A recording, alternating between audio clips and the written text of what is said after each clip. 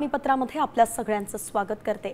सुरुवातीला आपण थेट नंदुरबारमध्ये जाणार आहोत, कारण नंदुरबारमध्ये प्रशासनाच्या कारभाराचा अतिशय भोंगळ कारभार समोर आलेला आहे। प्रशासनाचा नंदुरबारमध्ये गेल्या काही दिवसांपासून मुसळधार पाऊस सुरू आहे आणि म्हणून ओढे नाल्यांचा प्रवाह वाढलेला आहे। ही जी दृश्य तुम्ही साम टीव्हीवरती पाहताय त्यावरून दिसून येत आहे की या सगळ्या पावसाचा फटका शाळकरी मुलांना चिमुरड्यांनाही बसलेला आहे।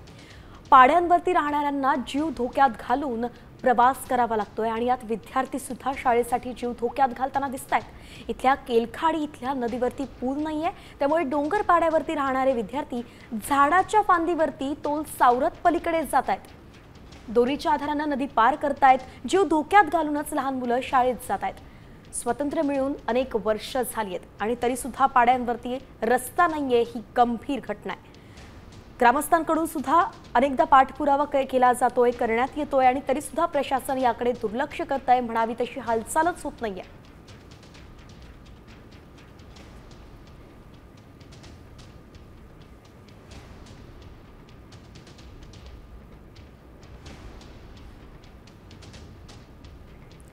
तर एकंदरीतच आपण पाहतोय की हिंदी सक्तीचा मुद्दा सध्या गाजतोय आणि तो रद्द करण्याचा GR करण्यात आलेला आहे। समिती नेमण्यात आली आहे। सगळं सुरू आहे शाळकरी मुलांसाठी, मात्र नंदुरबारमधल्या शाळकरी मुलांचीच ही दयनीय अवस्था आहे। याकडे लक्ष कधी देणार, रस्ता त्यांना कधी देणार, ज्या रस्त्यावरून चालत ते शाळेत पोहोचतील आणि मग हिंदी असेल मराठी असेल याचं शिक्षण घेतील, हा प्रश्न आहे, सरकारला विचारणं गरजेचं आहे। पुढच्या बातमीकडे वळतोय। एका निवासी शाळेत पाणी साचलं होतं आणि त्यामुळे शाळेतील 162 मुलं पुराच्या पाण्यात अडकली होती। विद्यार्थ्यांना रात्रभर शाळेच्या छतावरती आश्रय घ्यावा लागलाय। पाणी शिरलं त्यावेळी सर्व मुलं शाळेच्या वसतिगृहात झोपली होती, त्यांनी शाळेच्या छतावरती आश्रय घेतला। या संदर्भात माहिती मिळताच प्रशासन सक्रिय झालं, तातडीनं बचाव कार्य राबवलं गेलं। मध्य प्रदेशात ही घटना घडलेली आहे। गुजरात नदीची पाणी पातळी वाढल्यामुळे पूर परिस्थिती निर्माण झाली होती आणि त्यामुळे मुलांवरती रात्र छतावरती काढण्याची वेळ आली।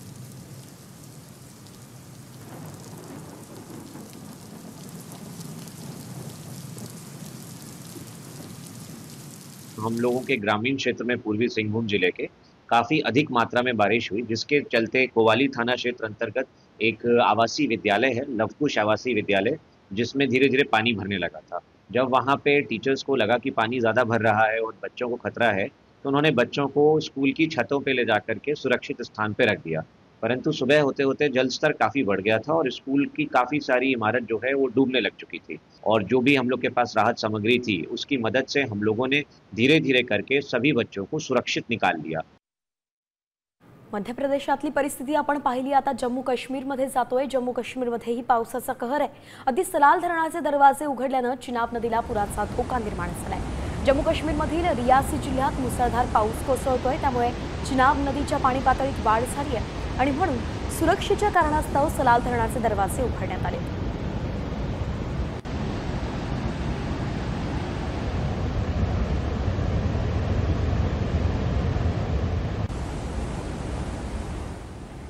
जम्मू काश्मीर नंतर येऊयात गुजरातमध्ये।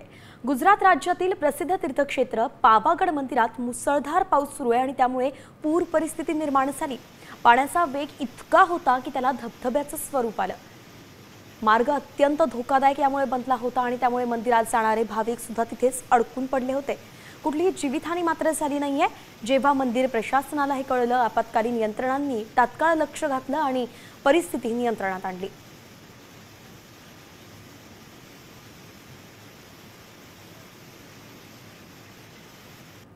आता जरा राज्यातील पावसाचा आढावा घेतोय। साताऱ्यात आपण जातोय। कोयना धरण 50% भरलेलं आहे। पहिल्यांदाच जून महिन्यात धरण 50% भरल्यानं वीज निर्मितीसह सिंचन आणि पिण्याच्या पाण्याची चिंताच मिटली आहे। धरण परिसरात पावसाचा जोर कायम आहे।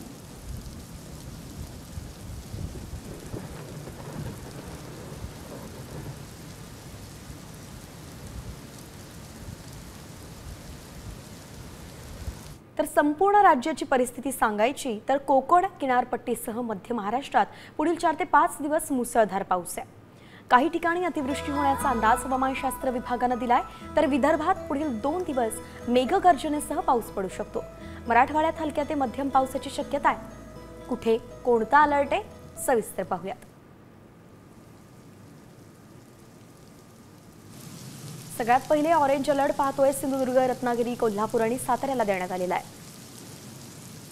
तर उर्वरित राज्यामध्ये येलो अलर्ट आहे आणि येलो अलर्टमध्ये रायगड, पुणे, नंदुरबार, अहिल्यानगर, जळगाव या राज्यांचा समावेश आहे. सोबत छत्रपती संभाजीनगर, जालना, परभणी, बीड, हिंगोली पण आहे. नांदेड, अकोला, अमरावती, भंडारा, बुलढाणा, वाशिमलाही येलो अलर्ट आहे. तर यवतमाळ, चंद्रपूर, गडचिरोली, गोंदिया, नागपूर आणि वर्ध्यातही पावसाचा येलो अलर्ट आहे.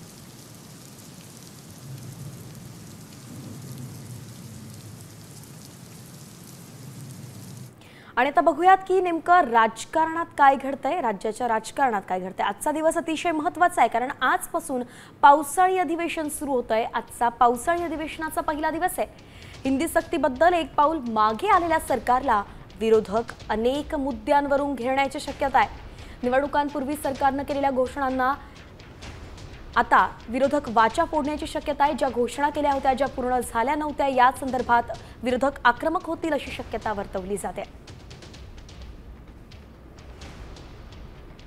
कुठले मुद्दे गाजू शकतात, कसोटी सरकारची लागू शकते पाहतोय. तर लाडकी बहीण योजनेचे 2100 रुपये आणि निकष या संदर्भात सगळ्यात पहिला प्रश्न असू शकतो. शेतकऱ्यांना दिलेलं कर्जमाफीचं आश्वासन, त्याचं नेमकं काय झालं हा प्रश्न आहे. तर अवकाळीग्रस्त शेतकऱ्यांना मदत केव्हा देणार हाही प्रश्न आहे. शक्तीपीठ महामार्ग ज्याला विरोध होत होता आणि तरी सुद्धा त्यासाठी शासनाने निर्णय घेतलाय त्या संदर्भात. तर अधिवेशनात मराठा आरक्षणाचा प्रश्न गाजवण्याचीही शक्यता आहे. बबनराव लोणीकर, माणिकराव कोकाटे, भरत गोगावले यांची वादग्रस्त वक्तव्य आहे, त्याची मालिका आहे, त्या संदर्भात प्रश्न आहेत. तर संजय शिरसाट आणि संदीपान भुमरे यांच्यावरती भ्रष्टाचाराचे आरोप झालेत, त्या संदर्भात सुद्धा मुद्दा गाजू शकतो. तर हे अधिवेशन सुद्धा विरोधी पक्षनेत्या विनाच होणार आहे का हा प्रश्न उपस्थित झालेला आहे. कामकाज सल्लागार समितीच्या बैठकीत विरोधी पक्षनेते निवडीची चर्चा झाली होती. सत्ताधारी पक्षाने विरोधी पक्षनेते पदासाठी अनुकूलताही दाखवली होती. निवडीचा प्रस्ताव अद्याप मात्र विधानसभा अध्यक्षांकडे आलेला नाहीये, विचाराधीन आहे. आणि या अधिवेशनात तरी विरोधी पक्षनेते निवड होणार आहे का याकडे आता सगळ्यांचं लक्ष आहे.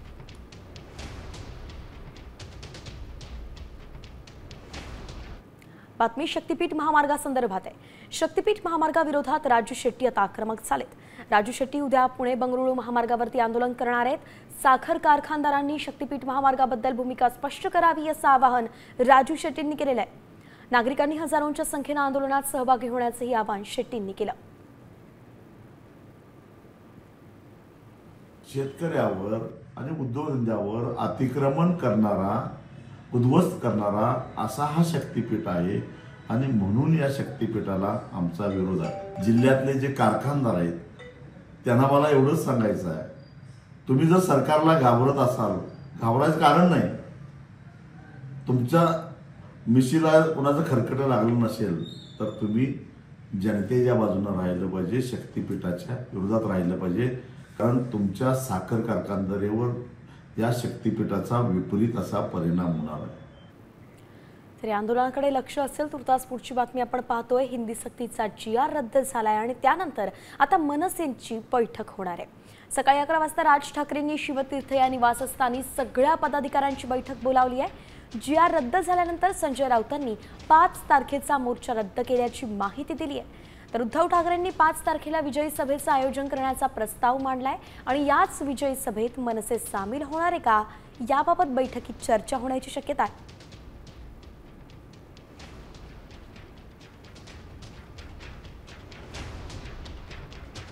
तर शिवसेनेच्या राष्ट्रीय कार्यकारिणीची आज बैठक होतीये. एकनाथ शिंदे यांना पुन्हा मुख्य नेता म्हणून निवडलं जाणार आहे. मुंबईसाठी शिवसेनेकडून नवीन चेहऱ्याचा शोध सुरू आहे, ही माहिती सूत्रांनी दिली आहे. सोबतच सचिव आणि उपनेतेपदी नवीन चेहऱ्यांना संधी मिळण्याचीही शक्यता आहे. राजकीय पक्षांच्या संसदीय कार्यप्रणालीसाठी केंद्रीय निवडणूक आयोगाच्या नियमानुसार प्रत्येक पक्षाला राष्ट्रीय कार्यकारिणीची दर 5 वर्षांनी बैठक आयोजित करावी लागते. तर काय बदल होणार आहेत आपण पाहतोय. शिवसेनेच्या राष्ट्रीय कार्यकारिणीची आज बैठक होणार आहे. एकनाथ शिंदेंची पुन्हा मुख्य नेता म्हणून निवड होणार आहे. मुंबईसाठी शिवसेनेकडून नवीन चेहऱ्याचा शोध सुरू असल्याची माहिती सूत्रांनी दिली आहे. शिवाय सचिव उपनेतेपदी नवीन चेहऱ्यांना संधी मिळणार आहे का हेही पाहावं लागेल. राष्ट्रीय कार्यकारिणीत मोठे बदल होण्याची शक्यता वर्तवली जाते.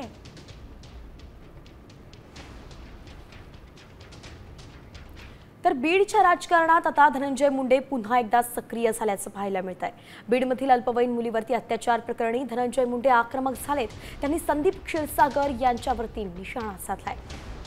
गुन्हा दाखल झाल्यानंतर सुद्धा संदीप क्षीरसागर हे संबंधित आरोपींसोबत होते हे पोलीस तपासातून स्पष्ट होणं आवश्यक आहे असं मुंडे म्हणाले। तर आरोपीला अटक नाही तर तो सरेंडर झालाय। या प्रकरणाची चौकशी एसआयटी कडून करण्याची मागणीही मुंडेंनी केली। गुन्हा नोंद झाला त्या दिवशी 11 वाजता इथले स्थानिकचे आमदार संदीप क्षीरसागर या आरोपी सोबत होते। हे पोलीस तपासात येणं आवश्यक आहे। ते का होते मी आदरणीय देवेंद्र भाऊला विचारणार आहे आणि त्यांच्याकडून कसल्याही परिस्थितीत या प्रकरणात एसआयटी नेमून घेणार आहे तरच या आमच्या भगिनीला न्याय मिळेल। बीडच्या राजकारणानंतर आता जातोय खानदेशातील राजकारणात, कारण या ठिकाणी काँग्रेसला मोठा धक्का बसलेला आहे। माजी आमदार कुणाल पाटील यांच्या भाजप प्रवेशाचा मुहूर्त निश्चित झालाय। उद्या दुपारी 2 वाजता भाजप प्रदेश कार्यालयात हा पक्ष प्रवेश होणार आहे। अनेक दिवसांपासून सुरू असलेल्या भाजप प्रवेशाच्या चर्चेला यामुळे आता पूर्ण विराम मिळालेला आहे। कुणाल पाटील राहुल गांधींचे निकटवर्ती आहेत आणि काँग्रेसचा युवा चेहरा आहेत। कुणाल पाटील यांचं कुटुंब 3 पिढ्यांपासून काँग्रेसमध्ये सक्रिय राहिलंय, मात्र आता त्यांनी काँग्रेसला राम राम ठोकलाय।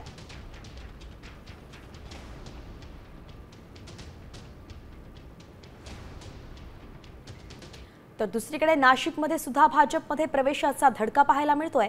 सुधाकर बडगुजर यांच्या पाठोपाठ माजी आमदार अपूर्व हिरे सुद्धा आता भाजपमध्ये प्रवेश करणार आहेत। येत्या बुधवारी 2 जुलैला माजी आमदार अपूर्व हिरे भाजपमध्ये प्रवेश करणार असल्याची माहिती मिळते। अपूर्व हिरे हे शिक्षक मतदारसंघाचे आमदार होते। 2019 मध्ये अपूर्व हिरे यांनी भाजपच्या विद्यमान आमदार सीमा हिरे यांच्या विरोधात नाशिक पश्चिम विधानसभा मतदारसंघातून निवडणूक लढवली होती। तर सुधाकर बडगुजर यांना पक्ष प्रवेशाला विरोध करणाऱ्या सीमा हिरे यांनी मात्र अपूर्व हिरे यांच्या भाजप प्रवेशाचं स्वागतच केलेलं आहे।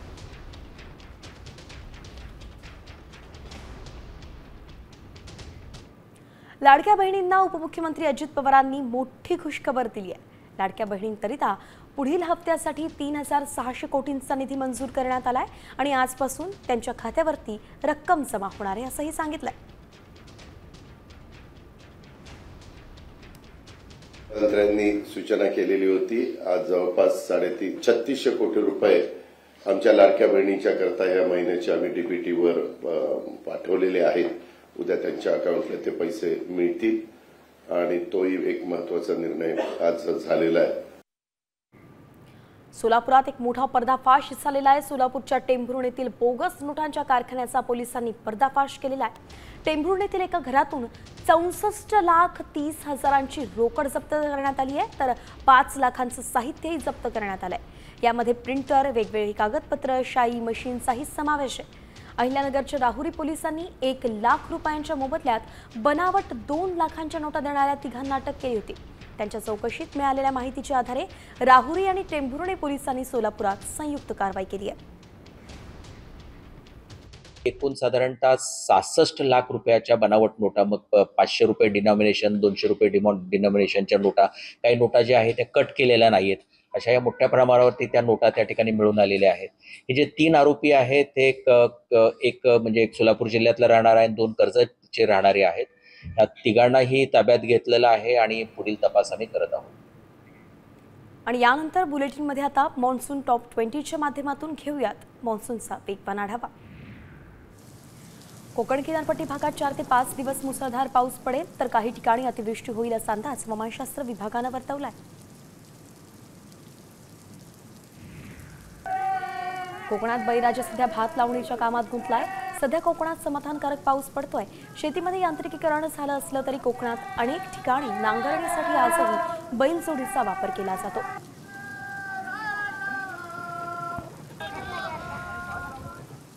जळगावात रावेर आणि यावल तालुक्याला रविवारी वादळी वाऱ्याचा तडाखा बसला। त्यात केळी पिकाचं मोठं नुकसान झालंय। महिन्यात 3ऱ्यांदा केळी बागा आडव्या झाल्या आहेत आणि याबाबत कृषी विभागानं प्राथमिक अंदाजाची आकडेवारी महसूल प्रशासनाकडे दिली आहे।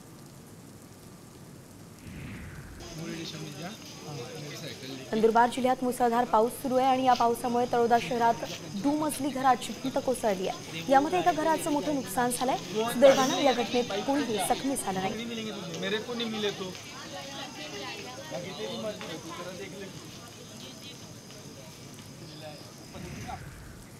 एक धक्कादायक बातमी समोर येतेय। नाशिकच्या विडी कामगार नगरमधील 3 मुलांचा कृत्रिम तलावात बुडून मृत्यू झालेला आहे। साई गरड, साई उगले आणि साई मोहिते अशी त्या तिघांचीही नावं आहेत। काल दुपारपासून ही मुलं बेपत्ता होती। खासगी बांधकामासाठी खोदलेल्या तलावाकाठी त्यांचे कपडे आणि चपला आढळल्या होत्या। शोध घेतल्यानंतर मुलांचे मृतदेह आढळले।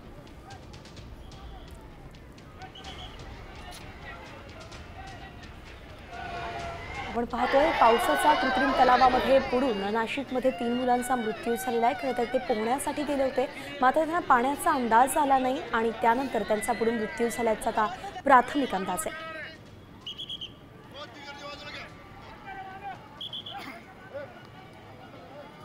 यानंतर वारी संदर्भातील घडामोडी अगदी वेगवान पद्धतीने। संत एकनाथ महाराजांची पालखी आज सकाळी मुंगशी मार्गे पंढरपूरकडे मार्गस्थ होणार आहे।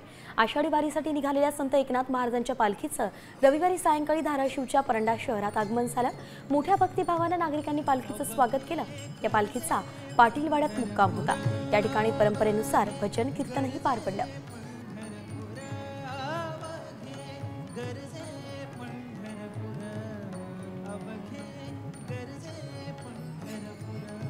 सांगलीत आषाढी वारीसाठी निघालेल्या वारकऱ्यांची सेवा करण्याची अनोखी परंपरा आहे। आरोग्य पंढरीत आरोग्य सेवेची परंपरा गेल्या 2 दिवसांपासून वारीसाठी निघालेल्या सुमारे 400हून अधिक वारकऱ्यांची मोफत आरोग्य तपासणी झाली आहे।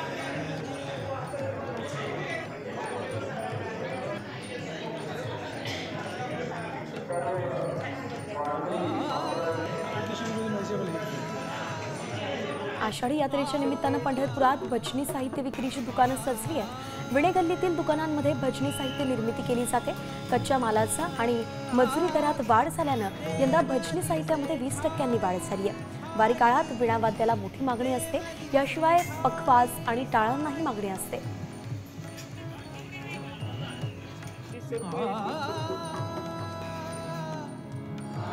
संत ज्ञानेश्वर माऊलींच्या पालखीचा आज सायंकाळी सोलापूर जिल्हा हद्दीत प्रवेश होईल। पालखी सातारा जिल्ह्यातून सोलापूर जिल्हा हद्दीत प्रवेश करणारे आज रात्रीचा मुक्काम नातेपुते इथे आहे आणि उद्या माळशिरसच्या पुरंदवडे इथे माऊलींच्या पालखीचं पहिलं गोल रिंगण पार पडणार आहे।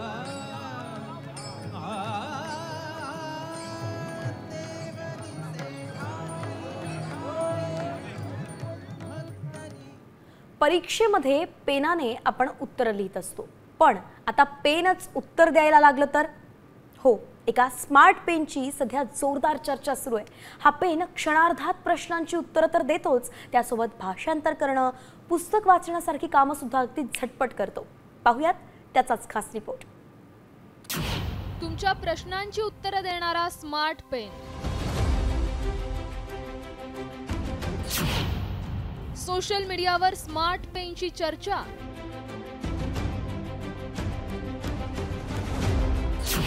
एक स्मार्ट पेन, कामं अनेक।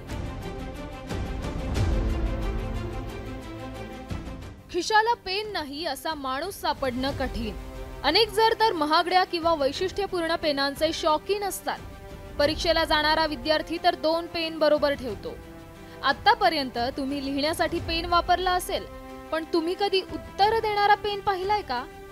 हो, तुम्ही अगदी बरोबर ऐकलंय। पुस्तक वाचून उत्तर देणारा पेन बाजारात आलाय। या स्मार्ट पेनची सध्या तरुणाईमध्ये जोरदार चर्चा सुरू आहे। ग्राहकांची या पेनला मोठी पसंती मिळते। या पेनाचं वैशिष्ट्य काय पाहूयात। स्मार्ट पेनचं नाव स्कॅन मार्कर पेन। कोणताही प्रिंटेड मजकूर हा पेन स्कॅन करू शकतो। 3000 अक्षरं प्रति मिनिटात स्कॅन करण्याची क्षमता। 100 पेक्षा अधिक भाषांचं भाषांतर करण्यास सक्षम।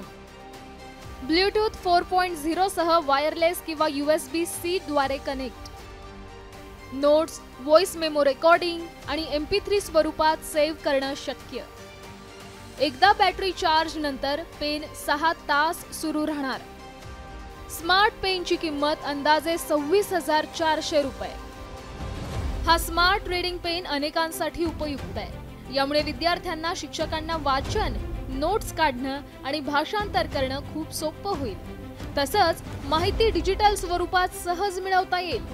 नवीन भाषा शिकणाऱ्यांसाठी हा पेन फायदेशीर ठरेल। त्यामुळे तुमच्या खिशाला जर हा स्मार्ट पेन असेल तर तुमचा स्मार्टपणा आणखी वाढणार यात शंकाच नाही। ब्युरो रिपोर्ट, साम टीव्ही न्यूज।